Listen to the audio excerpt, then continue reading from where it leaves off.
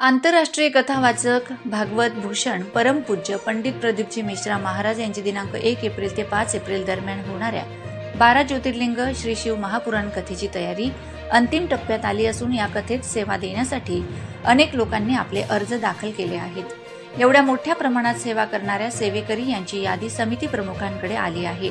शिव महापुराण कथा कीर्तन प्रवचन हा न भूतो न भविष्यतो होणारा सोहळा यशस्वी होण्यासाठी परिसराचे नेते दीपक बाबू पाटील, आमदार राजेश पाडवी, युवा नेतृत्व मकरंद पाटील साहेब, सामाजिक कार्यकर्ते श्यामभाऊ जाधव, सर्वच भागातील भाविक, शहादेकर पोलीस, महसूल, नगरपालिका यांनी होणाऱ्या 1 एप्रिल ते 5 एप्रिल दरम्यान होणाऱ्या शिवपुराण कथा यशस्वीपणे पार होण्यासाठी परिश्रम घेत आहेत। तरी आयोजकांच्या वतीने जास्तीत जास्त संख्येने भाविक भक्तांनी कथेचा लाभ घेण्याचं आवाहन करण्यात आलंय।